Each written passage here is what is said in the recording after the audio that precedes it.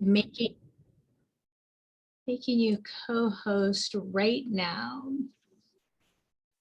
I'm hoping.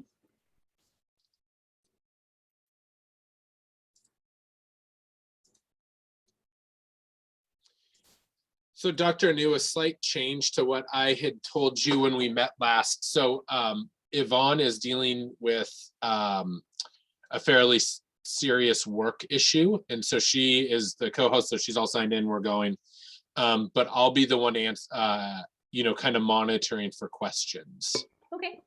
So I'm also comfortable to have the chat open and to be engaging with it. There's a couple of questions that I will ask people to engage in the chat and answer.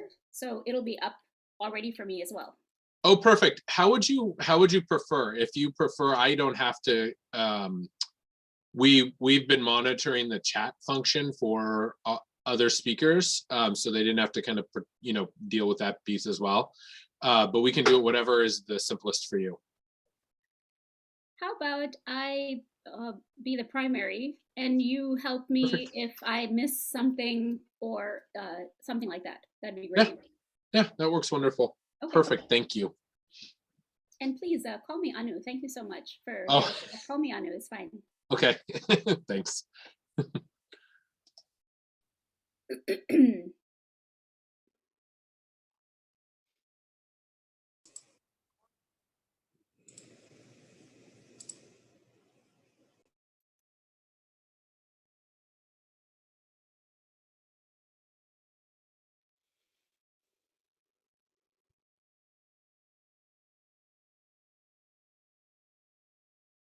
So I'm just going to double check that if I share a screen, then it'll come. Okay. Perfect. Sounds great. You see that? Yep, I can see it perfectly. Oh, okay, great.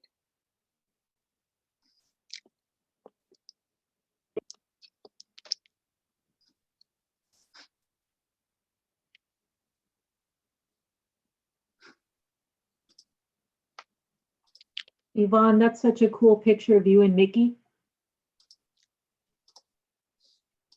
Thank you so very much. I took my son to Disneyland when he was 5, and he saw Mickey and just took off running, and I didn't get it on film, and it just kills me. There were no, cell phone videos as easy as it is now. And he just threw his arms around Mickey. It was just like one of those perfect moments that I'm just like, oh, kills me I don't have it. When you said he ran, I thought you meant he ran the other direction, like he ran away from Mickey, but I see now that it was running toward Mickey. Yes, he was a big fan. I do have a picture of him with Aladdin, and he looks like he just, he just can't believe that he's in person with Aladdin. It was priceless. Now he's 22.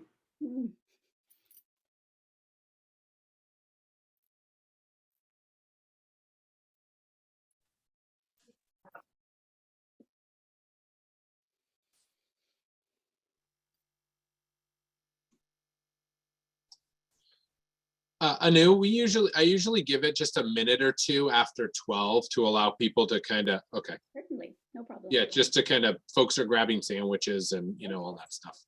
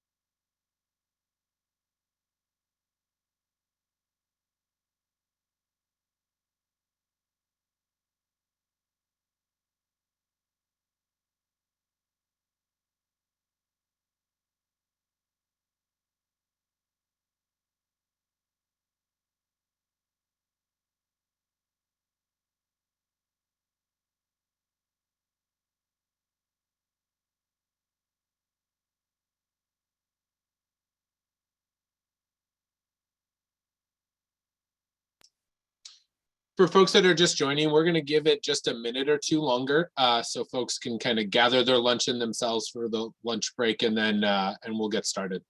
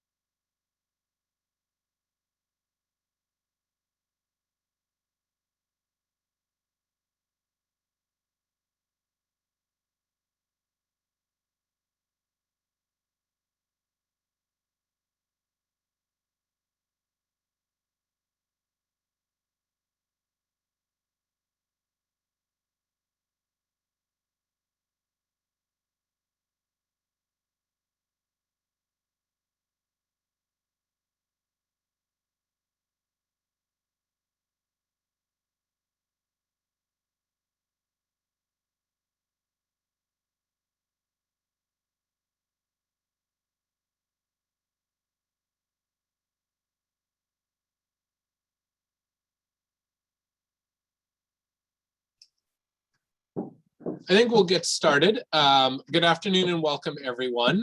We're joined today by Dr. Anu Taranath and Josephina Magana. Before I introduce our two speakers, I'd like to acknowledge that I'm speaking to you today from the unceded lands of the Puget Sound Salish people, from whom this land was forcibly removed by federal accession through the Medicine Creek Treaty of 1854, and who continue to steward this land today. I pause and honor their culture, history, and identity, and acknowledge their socio-political reality. I honor their ancestors and current elders. Wherever you are today, I invite you to pause and acknowledge the people whose lands you are on and be inspired by their endurance and strength. Thank you. First, I'd like to introduce Josephina Magana, the chair of the Interagency Committee of State Employed Women. Josephina and her team have been putting together a great year of meetings and trainings, and we invited her to share a little bit more about ICSEW and their opportunities. With that, I'll turn it over to Josephina. Thank you, Josh. I'm happy to be here. Hi, everyone. I hope you are having a good day. Hopefully getting out a little bit and getting some sun. If you are in this part of Washington State, Eastern Washington, that's probably even a little bit hotter than over here. So happy to be here. I work for LNI. I have been there for about 7 years. I do safety and health projects, managing anything that has to do with that. It's been some challenging times, but we are getting through. So thank you for having us. Like Josh said, I am the chair for ICSEW. This organization has been around for quite a few years, actually, since around 1963. Not quite the way that it is now, but it has evolved into what it is. Josh, do you mind if I share? I actually have an annual report that I just want to share quickly. Yeah, please do. Okay, let's see. So I guess I'll just share a screen, right?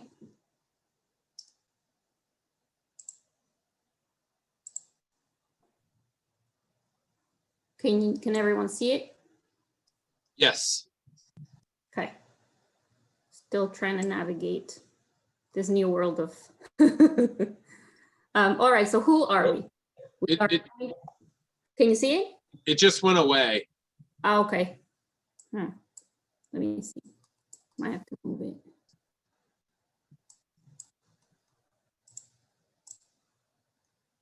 All right. Oh, there it is. Okay. All right, can you see it now? Okay, sorry. So we are appointed state employees from various state agencies. Our mission is to better the lives of state employees by advising the governor and agencies on policies that affect state employed women. Even though we do focus on women, we believe that anything that we work on affects especially the families, right? Of those women that have children and any of those that are under their care. So we serve all state employees. Our vision is to enrich lives through advocacy, outreach, and opportunity. We meet every other month and we are meeting virtually. I will put our website information on the chat. And we actually have our upcoming meeting, which is on May 18th. We will be having a training that deals with transformational leadership. So if you are interested, anybody can attend those meetings. So a few things that we've actually done in the past fiscal year. We are getting ready to launch a new website. So we've been working pretty hard to just keep it up to date and launch it hopefully in the spring. We actually, one of our biggest things that we are known for is for a professional development conference, which unfortunately we did not have in 2020, but we did have in 2019. And that conference allowed us to yield over $60,000. Normally those that attend the conference pay a fee for it. So it's usually an all-day conference. We have different speakers, different trainings. We are looking into how that's gonna look for this year. Since we are doing mostly virtual stuff. A few of the other things that we've done this year, this report will go on our website. So if you're curious and interested to learn more, it will be there eventually. So our professional development conference is huge. We have actually this past year as well established a mentorship pilot program. It just concluded this month. So we will be wrapping it up and doing some recommendations and writing them and submitting them to the governor's office. So that's just a little bit of what we do, a glimpse of everything that we are working on. Anybody can join our meetings, like I said. So if you're curious to know more about it, I will put my info and feel free to reach out. All right, I'll stop share.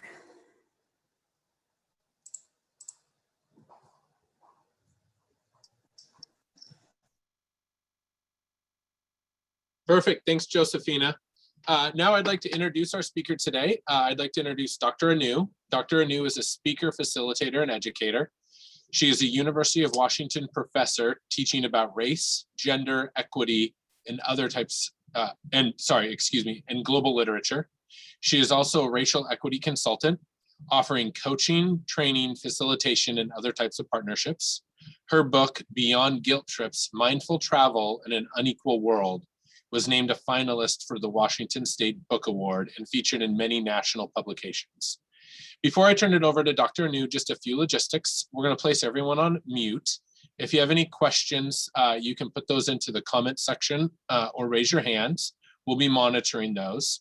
And if you're comfortable, please turn on your camera. And with that, I'd like to welcome Dr. Anu. Good afternoon, everyone. Hello. 1 minute while I share my screen with you.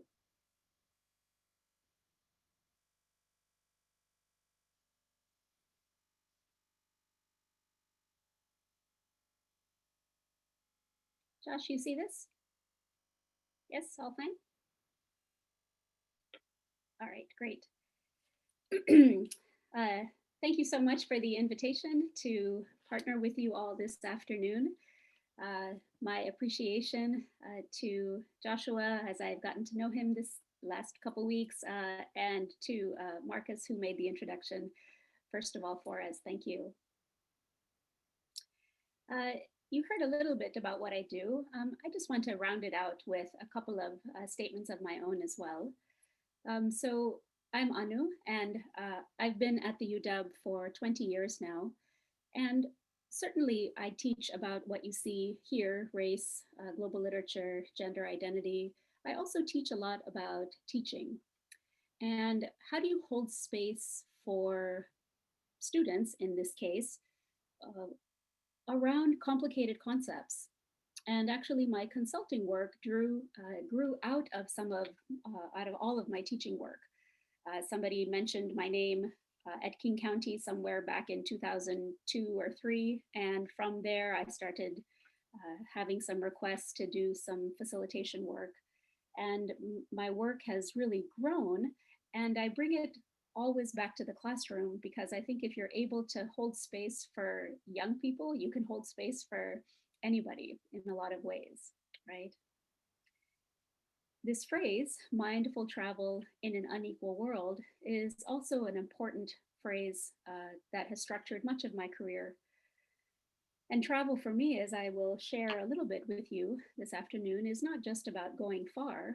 Travel is anytime we are interacting with somebody who is not us, whose stories are unlike ours, right?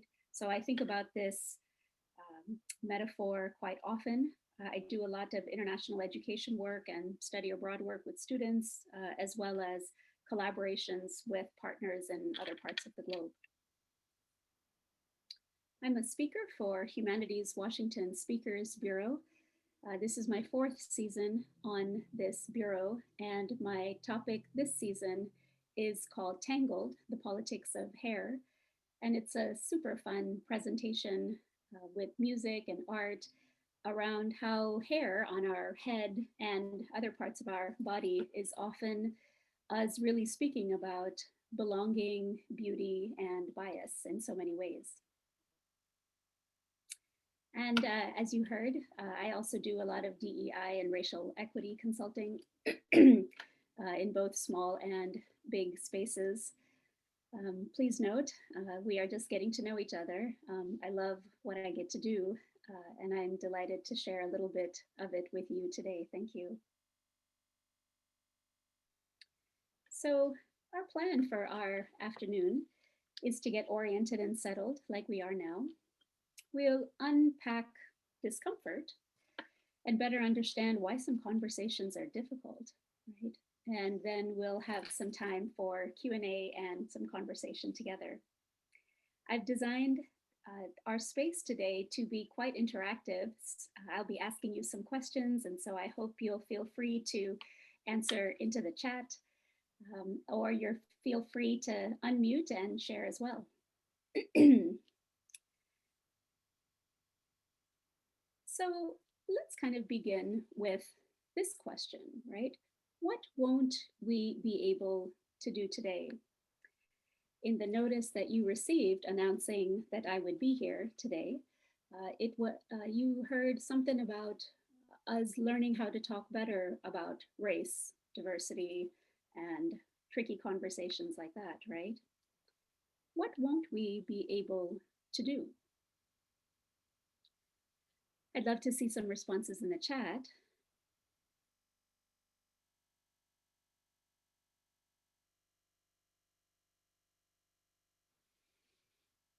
Great, thanks. We're not going to fix anybody. We won't be able to solve racism or inequity, to solve all the big problems that we're navigating. We won't be able to shake hands and to pass each other a napkin where the tea and the coffee and snacks are, right? We're not solving anything this afternoon together, right? And yet, I want to invite you to think about why, as opposed to a negative question, why a question that frames what we won't be able to do can be a powerful tool when we are wanting to speak better about race and equity and identity and history, right? Usually most of our meetings begin with an agenda, a packed agenda often, right? And we talk about what we will be doing. You can notice that I'm asking us to kind of do something quite opposite. What won't we be able to do, right? And why is that a powerful way to begin? What does that offer us, right? Sure, thank you, Linda. It helps us focus and listen, right? It helps us define the scope, helps us manage our expectations, right? We set intentions, parameters are being established. We've got some focus on what we can do, right? We've got some realistic understandings, helps us relax, right? So we're not stressed, as our colleague says, about all the other things that we won't be able to do in the space that we have, right? Helps us focus. We're able to support one another more kindly with intentionality, right? All of those are spot on, right? And I think this is a great strategy, not just when you're talking about race. I think it's important for any kind of a meeting that we're having to say what we won't be able to do. So we're able to do all of that, right? To be able to relax into what we are doing, to be able to have some spaciousness and some grace between us. I think it's critical when we are trying to speak about race, power, identity, and history, and when we're trying to have those conversations go well with one another, right? What does talking about race and equity well mean? Is this the same as being better? Let's just kind of sit with these questions for a moment, right? So much of my work is inviting participants a little bit of space, right? For us to think about what's coming up for us, where our intentions are, what our hopes are for the thing that we are doing, right? And so many of us are looking for more skills to talk about race and equity. Yes.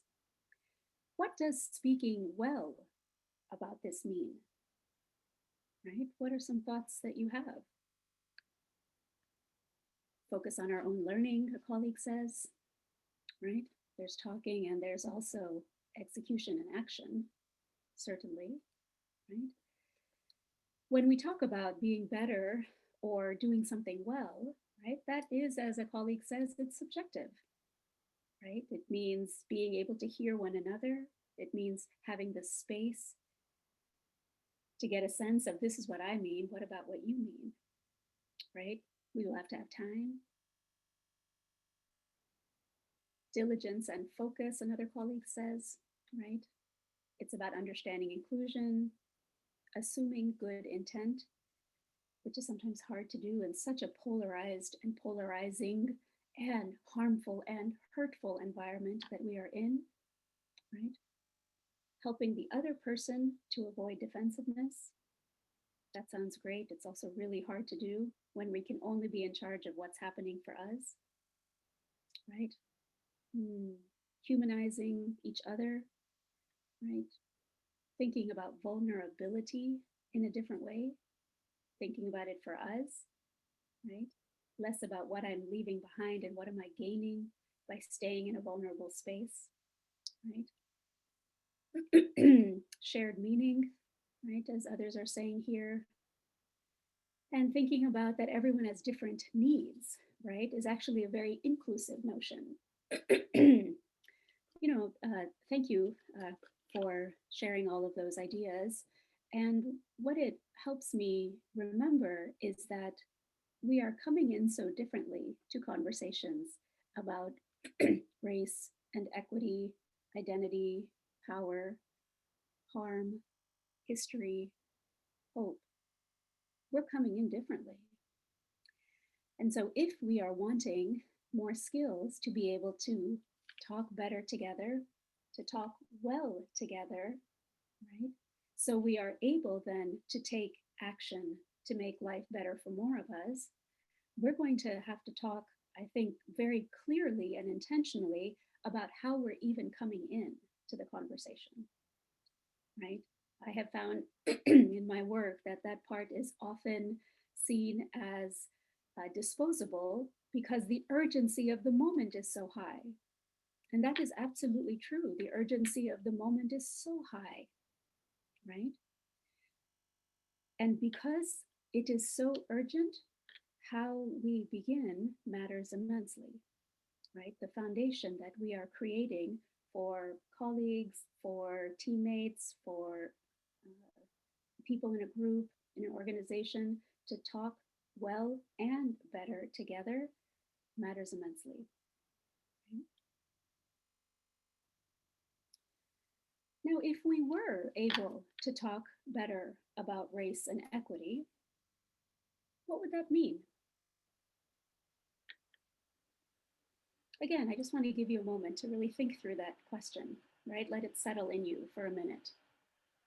If we were able to talk well as better about race, equity, and let me just say a few more terms and words that we're really talking about as well. Race and equity and belonging and oppression and harm and history and healing and repair, right? If we were able to talk better and well together, it would mean, think about this in your own organizations, right? It would mean, what comes up for you? Are there feelings that come up? Are there action steps that come up? Right. There's some good responses coming into the chat. Again, I think these questions are critical for us to slow down our minds, to slow down the pace of conversation, to build a little bit more trust and vulnerability between us, to ask and answer some slippery questions about our intention, right? And our intentionality coming together, right? Yeah, so much of what you all are sharing, spot on, right? We could grow, right? We could change, and we would grow and change together. Might we have more confidence, right? Might we have less assumptions, right? Might we have more intentional focus, right? Yeah.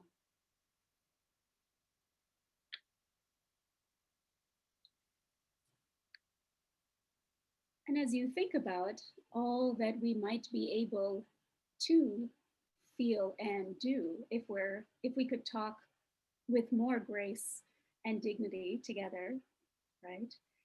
We also have to think about what prevents us from doing so. And when it comes, right, to talking about identity, culture, race, diversity, equity, what are some of the fears that feel really present for us, right? Whether you're thinking about yourself, whether you're thinking about past moments that you've had or that you've witnessed or that you've heard of. Again, setting the stage for us to do better and well means we will have to intentionally think about what prevents us from doing better or well, right? As many of you are sharing here, right, some of the fears that we have are we're nervous of saying the wrong thing.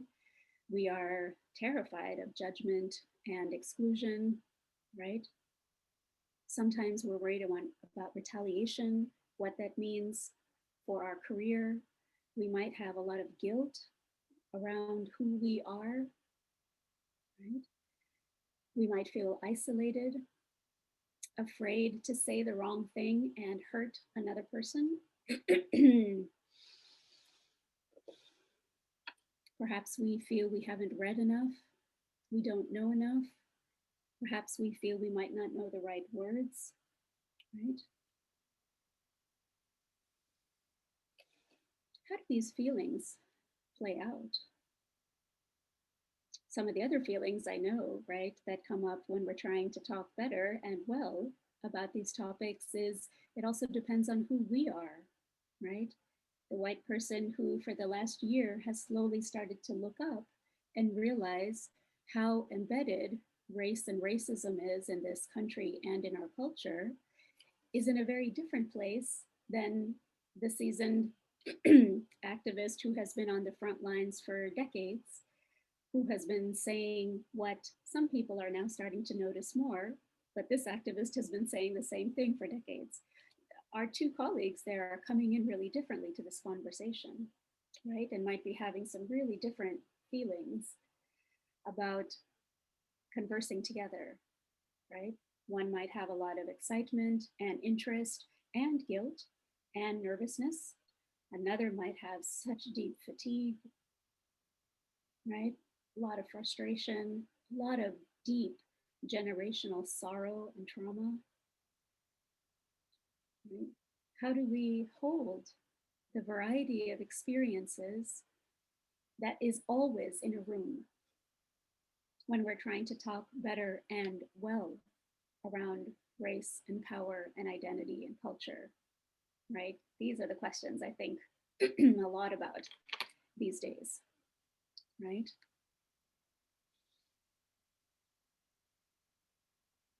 Who gets heard? Who feels like they belong? And how do we create more conditions for that in these conversations? Some of the dynamics that I see in my work are around this cartoon that I have here, right? On the one hand, the right side of this image has these sentiments. I'm good, I'm kind, I'm considerate, I'm well-intentioned, right? And so much of the fear is I am being told that I am bad, that I am racist, sexist, or something else, right? And being able to wrestle with both of these perspectives is something that we're very often not taught how to do, right? We live in an extremely dichotomous culture where it's this or that. I'm either good or I'm bad. And these dichotomies, even though intellectually we know that life is more complicated, they're quite visceral for us, right?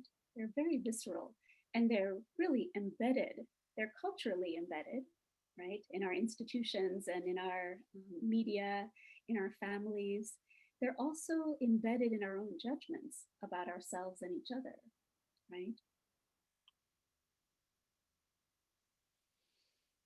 And when we have all this judgment floating around, right, how could we not have a lot of shame? How could we not feel wrong? How could we not have a lot of guilt that's playing out, right? So many of these emotions are being played out by different people for different reasons, right? White folks who have not had too much opportunity to think about what it means to be white in a racialized system might be feeling shame and guilt for particular reasons. People of color who have had to imbibe racist understandings of who they are and who they are not might also be navigating guilt and shame, but for really different reasons than their white colleague, right? None of these emotions are racially specific. All of us can feel a range of emotions. And so coming into conversations, right, with more curiosity helps us think about why might somebody be feeling what they're feeling? What are some of those reasons, those historic embedded reasons, right? Why might my guilt look different than your guilt? And why is it important that you and I have some space and some grace to be able to understand each other's, right? Because we're in such a dichotomous culture, I've been trying to think of ways to interrupt that in a lot of my career.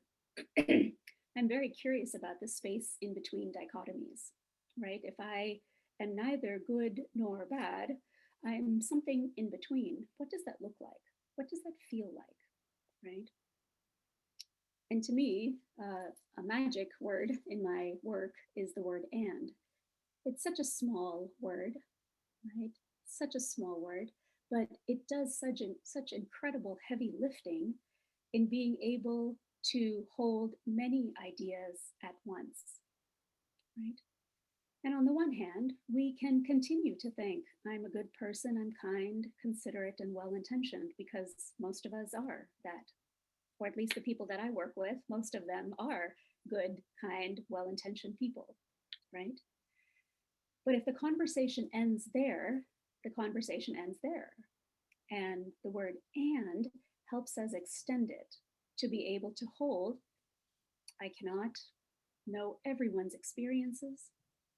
I cannot see all the social nuances, and I have some growing and reflecting to do. I can hold both at the same time. I can be kind and well-intentioned And with that mighty word and, I also know that that's not the end of the conversation.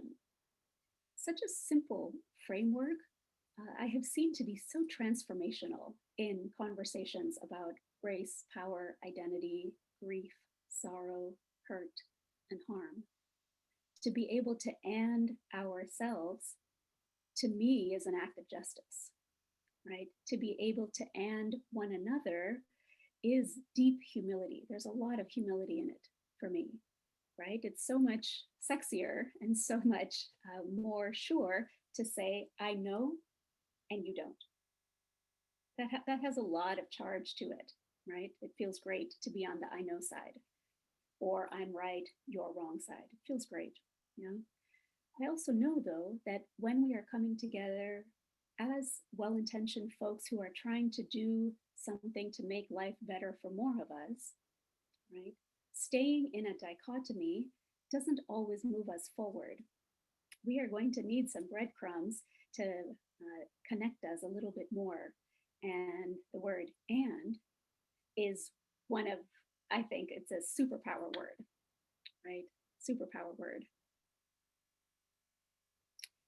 I want to share with you a statement from my book here.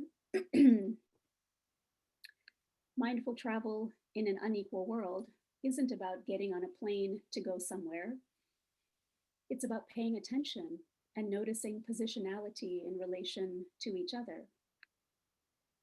Mindful travel is also about understanding that we are all living in a much longer history that has put us in different positions of advantage and disadvantage. It's also equipped us with very few tools to talk about it. This is what mindful traveling means to me, right? It can be fairly useful if you're on your way to Kenya. It can be really useful when you are getting together in your DEI committee to try to think through concepts together and to think through how to make your agency a more racially strengthened agency, right? Where we have learned to speak and where we have learned to misspeak can be, I think, really illuminative for us, right? So much of this work for me is about learning something new. It's also about unlearning all the junk that's in our minds and in our hearts, right? That I don't want there. I didn't put it there. My culture has put it in me, and it's a part of me. And so as I educate myself towards justice, I will have to uneducate myself around harm, right? There's a constant back and forth between what we are having to learn and what we are having to unlearn. And I think the combination of those two concepts can be, again, powerful for us, right? Because it's connected with and. You know? I'll stop here because I want to have more conversation with you. And I'm curious to know, right? I mean, this was such a small sharing, a little bit of my philosophy about how this work works, the importance of being intentional. I do my work slowly. As I share with people, my brain works really fast. But when I am in conversation with people, I want to go a bit slower. I want there to be a little bit more space. Again, for us to think about what comes up for us, right? Not just next agenda item, quick, quick, quick, quick. I'm so smart, can't you tell? Quick, quick, quick, which is how so many professional spaces often are, right? A little bit more space and grace, right? Space and grace to me are, again, critical tools for us to come better together and speak with more humility, more curiosity, right? All of that seems critical to me to, in my phrase, make life better for more of us. That's my personal definition of social justice work, right? Make life better, make life a little bit better for a few more of us. I don't know how to do anything big. I'm a big thinker. I'm also a small person. I'm physically a small person, but I think in small and big ways at once, right? I've got big, big dreams, big, big goals, and I'm ready for the revolution. If it's by 4 o'clock today, I'm ready, totally ready. And I also know that 4 o'clock might come and go, and we're still in the world that we're in, right? And so I think a lot about how do I create and sustain my big, powerful goals for justice in small, sustainable, measurable, impactful ways that invite more of us in. What does that look like, right? So I'll pause there and welcome your thoughts, your questions.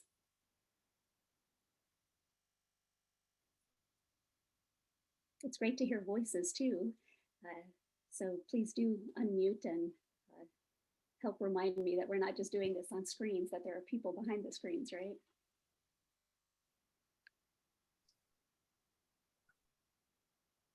Dr. Anu, do you have any tips for, you talked about, you know, kind of having to simultaneously learn and unlearn. Do you have any tips for kind of how to do some of that at the same time? Or if it occurs, maybe not simultaneously, but just, can you talk a little bit more about that?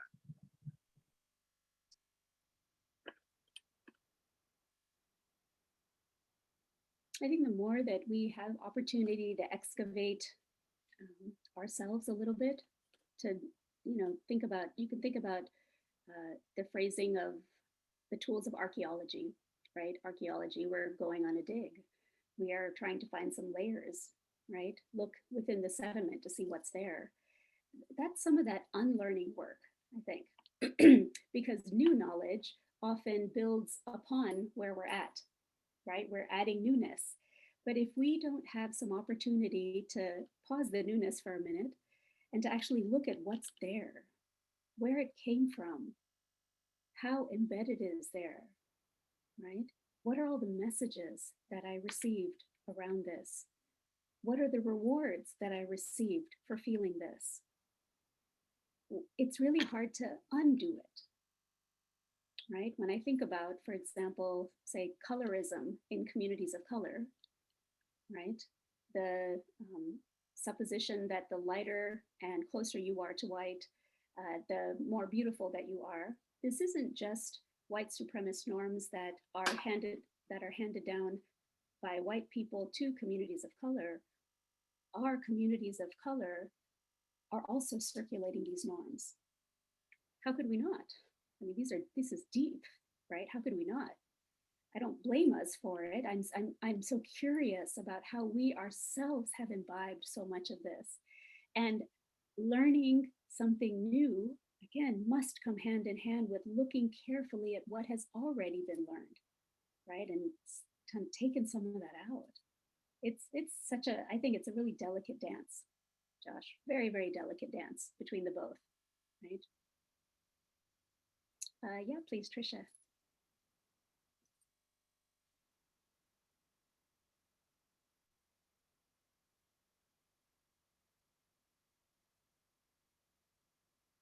We're not hearing you. Oh, there we go. It wouldn't let me unmute. I don't know why. Hi, Dr. Taranath. Thank you. I really appreciated your talk. Me and my team, we do leadership development training for agencies in Washington State, and we are often discussing these types of issues with folks in the room who've really never thought about them before, as well as folks that have been really active in equity work for a long time. I'm wondering what advice you might have for holding space for those two different poles.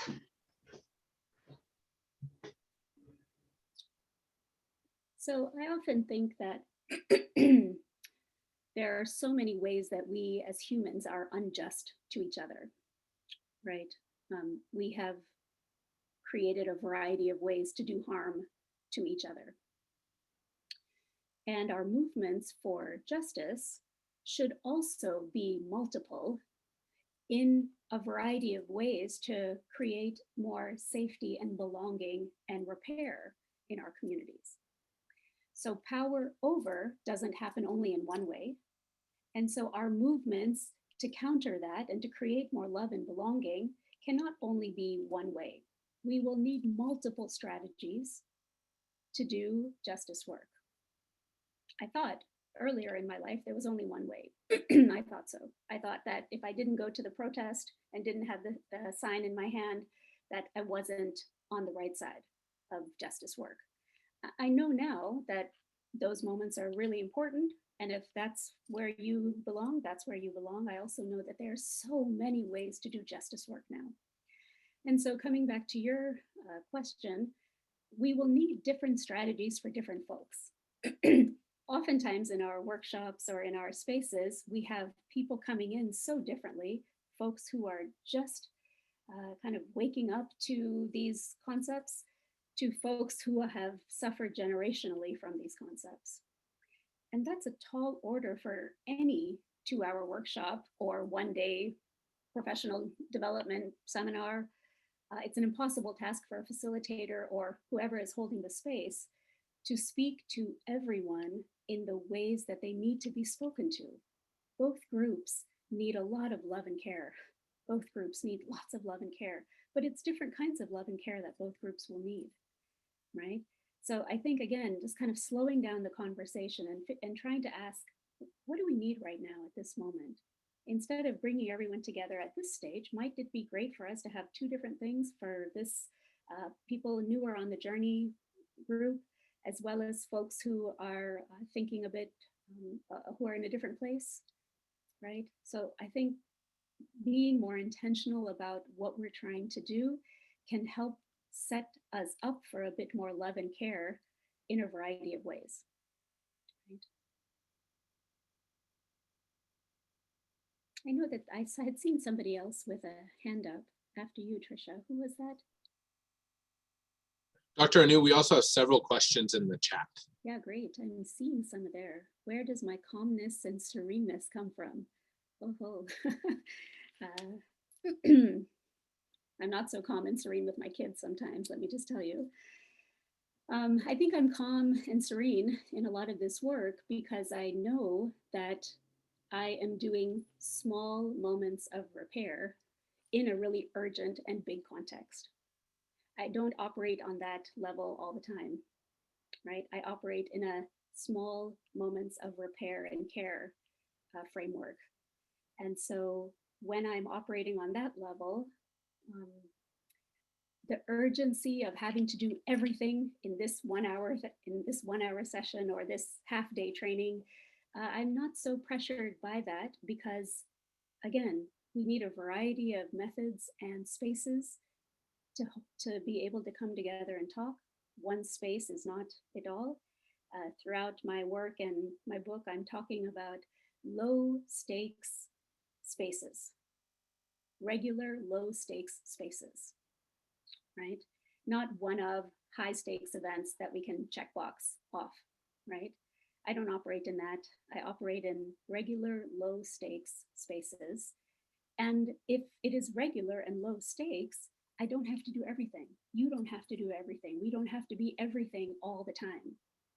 And relieved of that, I think gives me a sense of openness, gives me a sense of freedom, gives me a sense of grace and space to myself that I hope I'm able to offer to the people that I work with, right? So maybe that's some of where my calmness and sereneness comes from. Right? I'm really agitated about the state of the world. I mean, that too is there.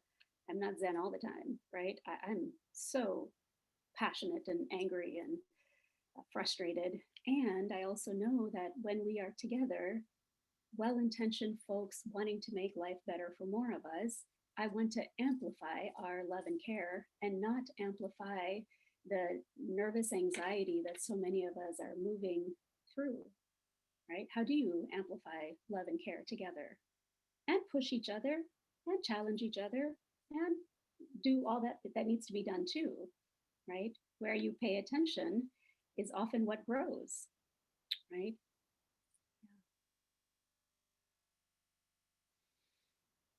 Actual human here, thank you. Can I provide an example of a real life with no names of a situation where mindful travel helped? Oh yeah, plenty. I mean, in a literal sense, you know, I do lots of work shepherding UW undergraduates to different places in the world in order to introduce to them social change makers and contexts that are unlike theirs.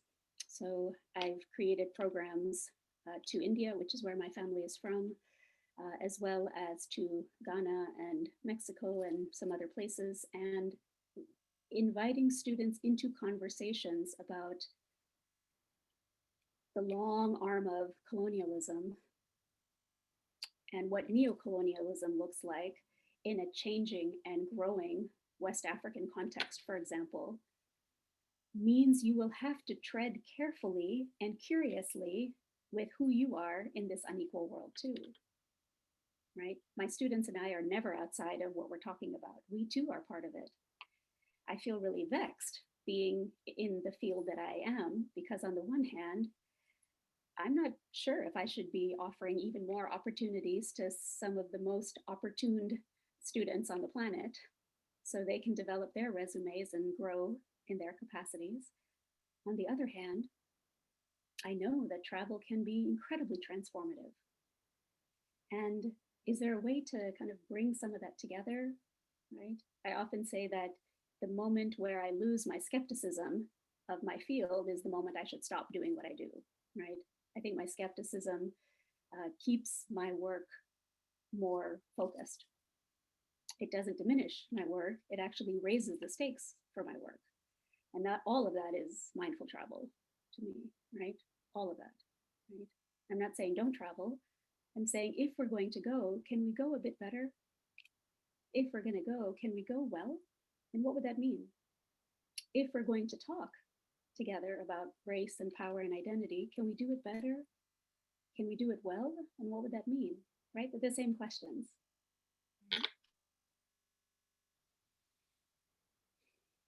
There's some conversation about skin and shade and color. Yes, yes. Thank you, colleagues, right? When confronted with demonstrated and expressed hate, how will space and grace work? Oh, great question. I'm not really sure, frankly. I work in spaces where thankfully I don't have a lot of expressed hate thrown on me. And boy, am I so appreciative of that, right? I'm so appreciative. I work in a context with mostly well-intentioned, clumsy, certainly, but well-intentioned folks, lots of white folks, folks of color, who are so differently positioned in this conversation. That is the community that I work more with, right? And so my sense of space and grace has really been built and nurtured from the people that I work with. If I was working in more context with expressed hate, I probably would be sharing with you a different set of tools that might work, right? I'll have to think a little bit more about that question. Thank you. Someone else is asking about ethical storytelling when it's not our story to tell. I've found and read that storytelling is one of the best ways to build empathy, but wondering what your thoughts are in sharing stories that could build empathy but are not our own. Yeah, that's a beautiful question too, right? When is it so critical for us to share and borrow from one another, and when do we cross the line, right? This is a question I ask in my hair presentation around, let's say, white folks sporting traditionally Black hairstyles, right? Is that cultural appreciation? Is that cultural appropriation? Who says, right? What's that fine line? I think it's so critical to immerse ourselves in stories that are not ours, right? I think fundamental curiosity is knowing that I am but one person in the world. It's such a humbling notion to me. It's such an empowering notion to me. It's both humbling and empowering at the same time. I am just but one person in the world. I love that feeling. I love it. It doesn't make me feel diminished in any way. It just makes me feel part of a whole, right? And so that concept of I am but one person makes me long for stories that are not mine. right? Connects me deeply to this larger whole, because you and I are part of a larger whole. And so those stories matter immensely to me. They're also not mine though, right? I got to be careful with taking too much on that isn't mine. Of course, you know, in a longer conversation, we can talk more about this. We're also talking about, is it different if a person of color shares another person of color story? If someone is white, is sharing a person of color story, how are the nuances the same or different in those moments? How does who we are impact what we do, right? Lots of questions for us there.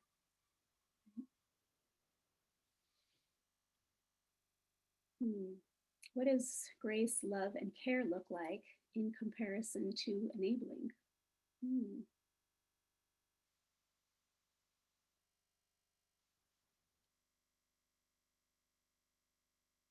Enabling feels transactional to me. Enabling feels unkind. Sometimes the kindest thing we can do is to know when to step away, right? Actually being in integrity with oneself and hoping for spaces with integrity for others is about, I think, amplifying that grace and space and care and love inside to be able to offer it to the outside, right? I think there's so many of us, for a variety of reasons, who are swimming in our own pain and grief and unhealingness in a variety of ways. And without spaces for us to think about repair inside in our own hearts, right, in our own selves, yeah, justice work on the outside feels really challenging to do. I'm very much a believer, and this is how I do all my racial equity and teaching work, that we're never only talking about kind of the so-called outside. We're never only talking about a policy or a procedure or a law. We're also talking about what comes up for us, some of that excavation work. Where are my own wounds? What do I need to heal and give some care and love to, so I can be in integrity with myself, right? So it's justice work for me is always the combination of these two, right? Too much in myself makes me narcissistic, or it could make me narcissistic if I only think it's about me, right? Too much only in the realm of the outside keeps us unaccountable to each other, keeps us unaccountable to ourselves, right? So again, I'm thinking about that, and in a really strong way here, right? Justice work for me is, let's certainly think through our institutions. Let's think through our procedures and our policies and our laws. Yes. And think about accountability in that. And let's also deepen the stillness and the conversation with ourselves and one another, so we can repair what needs to be repaired inside, so we can amplify that love and care. We know this phrase, right? Hurt people hurt people. And we do this in a variety of ways, whether consciously or unconsciously, right? Hurt people all the time. And so again, justice isn't just about that institution. Justice is also about how you and I are connecting, right? The space that we hold, whether it's a half-hour meeting or whether we are in, you know, whether we're neighbors and we see each other every day. Like, it's not about having to be best friends only to do grace and space work. I'm trying to think about it in a more expansive way these days, right?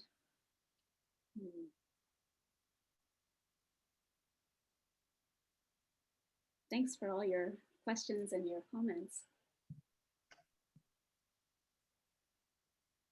Yep, perfect. Thank you, Dr. Anu. Are you, do you want to take one more, or we're right at the 1 o'clock, getting awfully close to the 1 o'clock hour. So thank you so much for your time. This was just really, really, really amazing.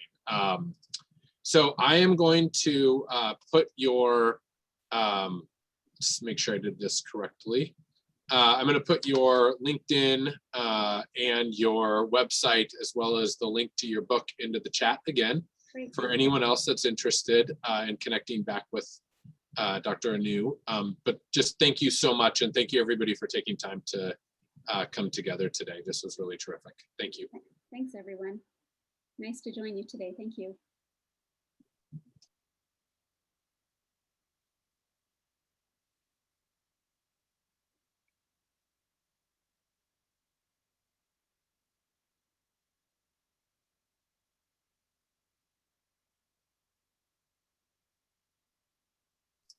Thank you again, Dr. Anu. I really appreciate that.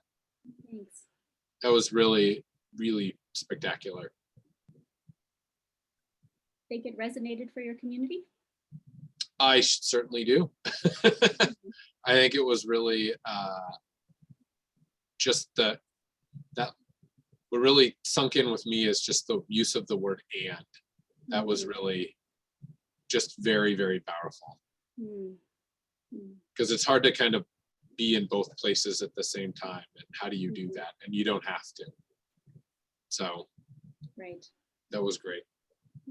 So, and I just bought your book. I'm very excited to, this is something my wife and I talk a lot about, is how do you travel kind of mindfully and not, you know, the idea of like an all-inclusive trip to Mexico is a little horrifying. And so it's like, how do we travel a little bit more mindfully? And we have little kids as well. And so we kind of use that as a good opportunity for them to step outside of their, you know, really, you know, sheltered, privileged world, and to see something different and understand that people live very different lives. So I'm looking forward to getting it. Mindful travel is also knowing that maybe if I do go to that all-inclusive resort, I'm not a social justice sellout. Yeah, that's interesting. You know? Yeah. We're really hard on ourselves, even though you and I are just simply kind of, again, one of many in a system that was created hundreds of years in the making. And my going or not going is important, and it's also dumb. I guess that's what I think about a lot of things. It's critical and it's dumb. I use that phrasing a lot, just to remind me that I'm not as important as I might want to think of myself. Yeah. I matter immensely, and not really, right? So that combo, how can we be mindful and make every decision count? And also, some of this is dumb. It's really hard to do so, right? Yeah, that's great. Thank you. That is terrific. Well, I'll also be sending you a quick little email. I like to send thank you notes to folks. And so you'll get an email from me shortly. So, and thank you again. I really appreciate it. Good. Thanks, everyone. Bye. Bye.